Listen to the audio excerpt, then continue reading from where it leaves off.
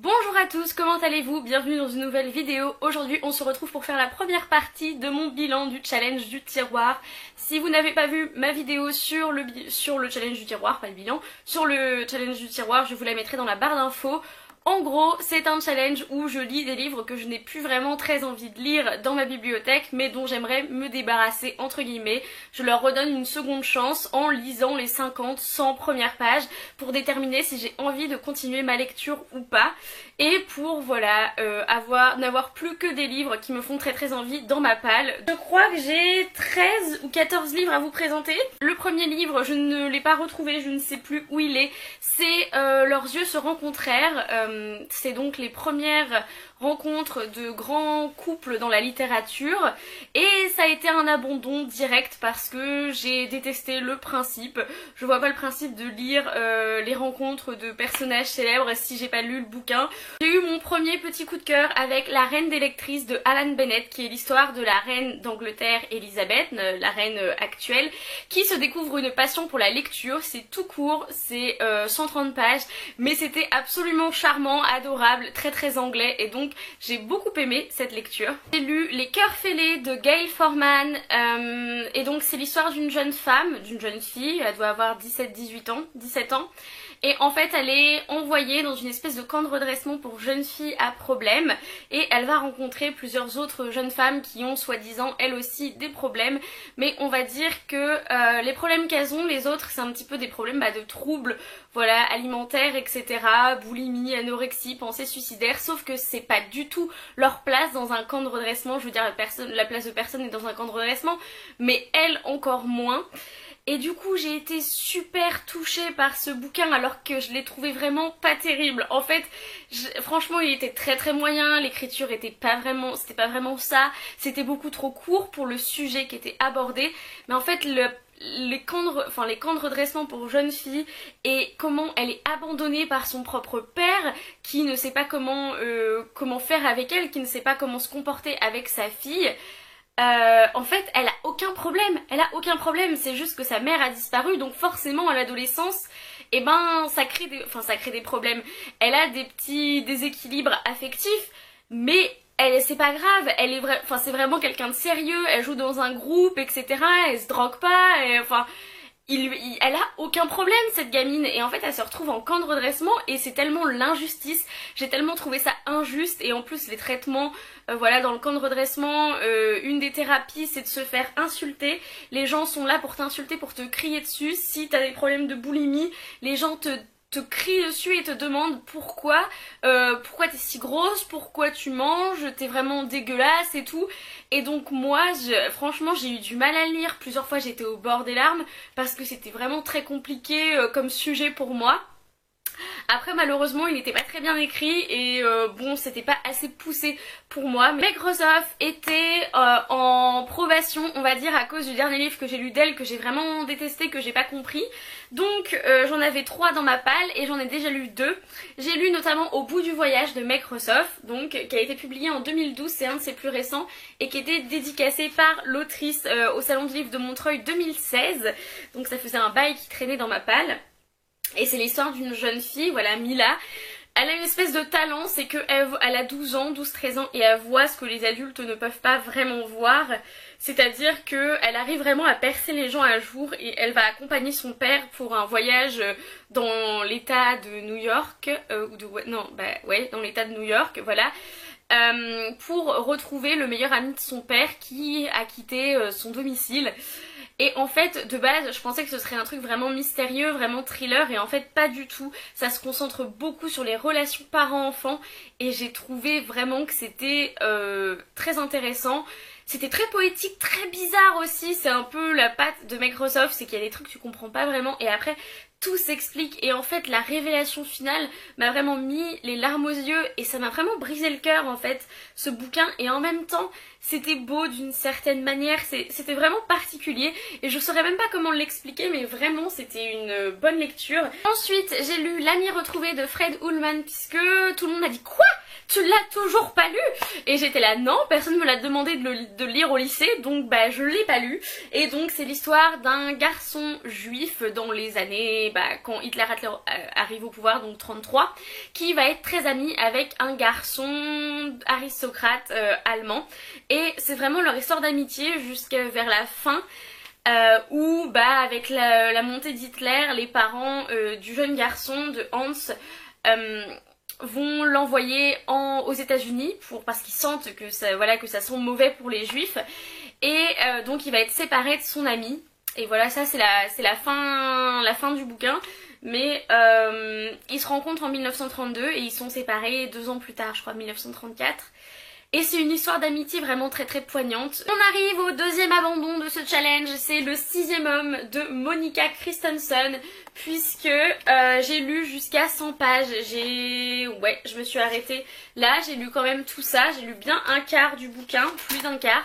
Enfin voilà, j'ai lu un tiers je crois. Et je ne comprenais toujours pas où voulait aller le bouquin. C'est l'histoire d'une gamine qui a disparu en Norvège.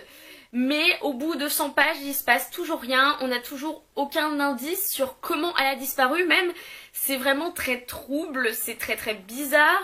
On a des tranches de vie de personnages dont on se fout complètement et dont moi j'ai pas fini le bouquin, donc c'est sûrement intéressant pour le reste de l'histoire, mais moi je me disais mais pourquoi on s'intéresse pendant 15 pages à ce personnage là qui n'a aucun intérêt apparent pour moi.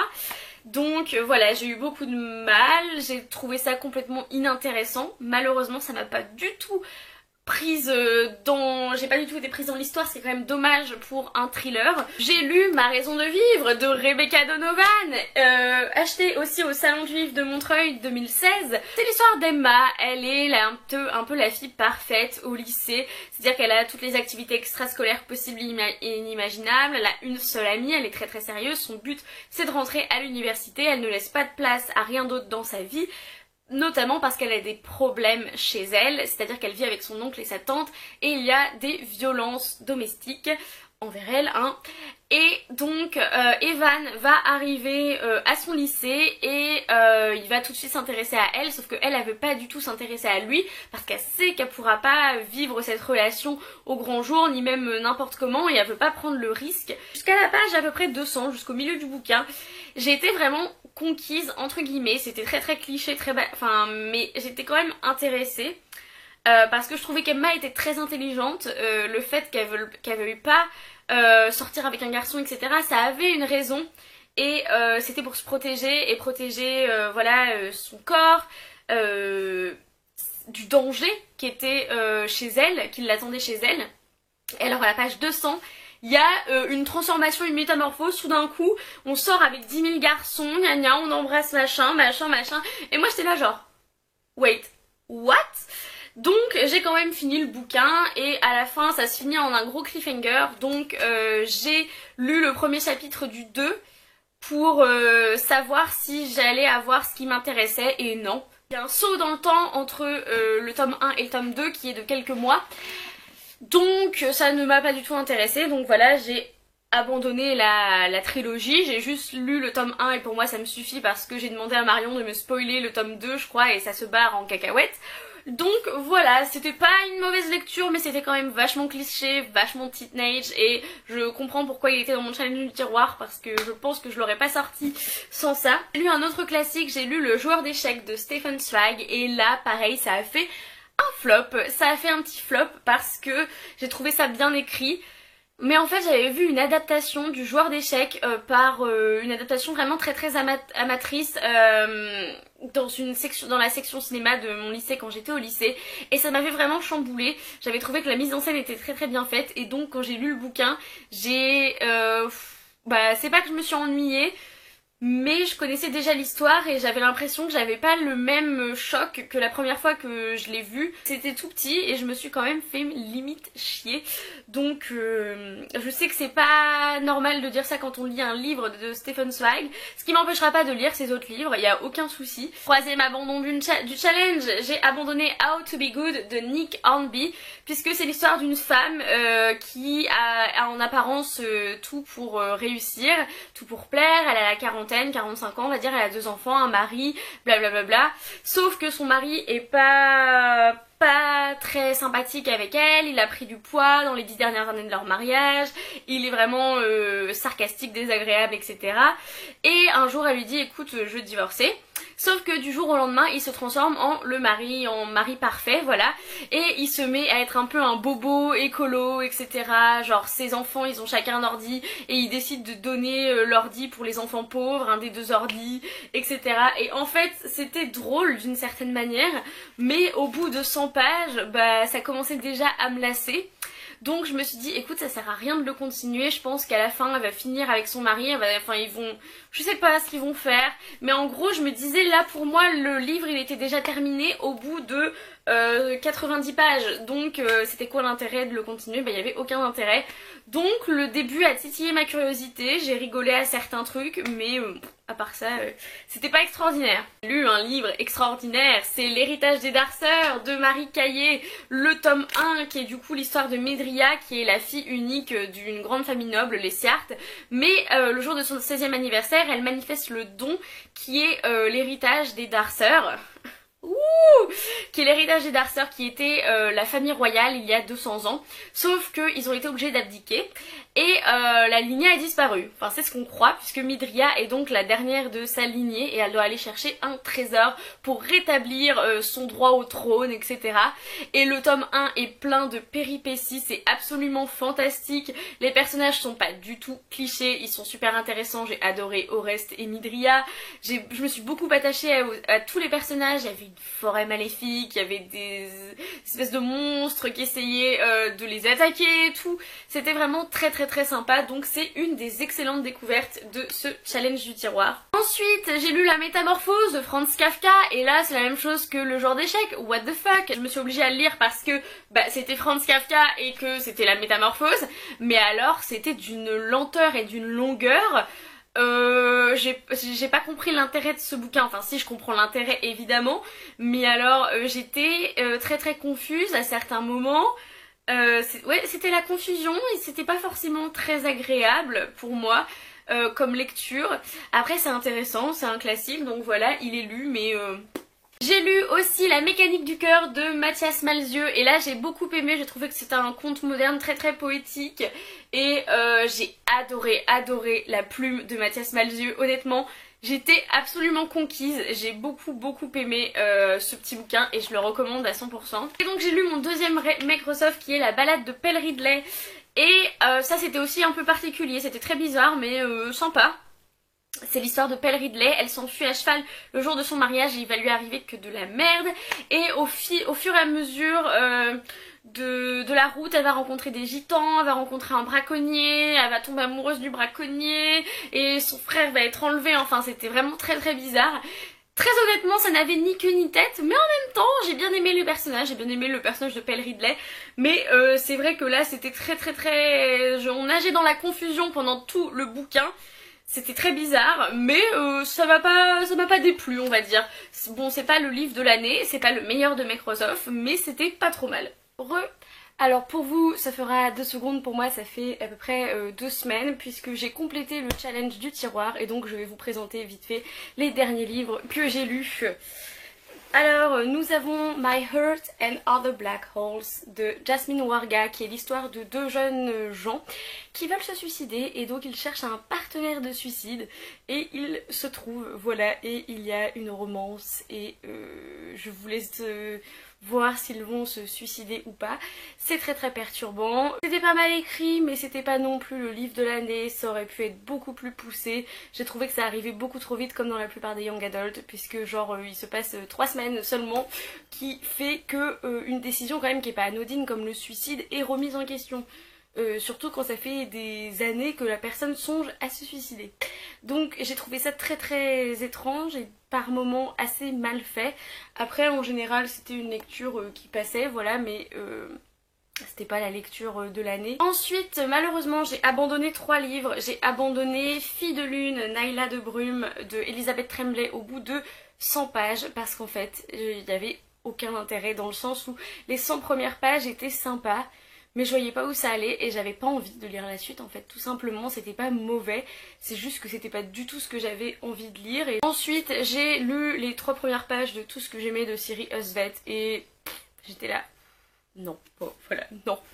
J'ai fait la même chose avec Le Monde à l'endroit de Ron Rash, j'ai lu les 25 premières pages et j'étais juste... quoi?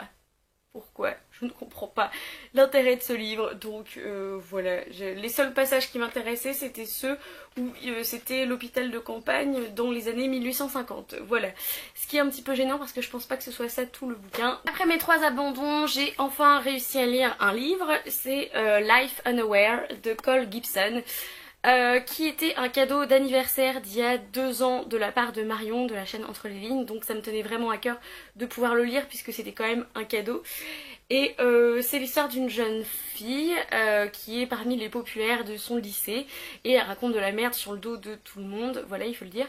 Et en fait à un moment quelqu'un va imprimer les messages qu'elle envoie à ses potes en disant des trucs méchants sur d'autres potes, etc. et va les mettre dans le lycée et donc elle va se faire...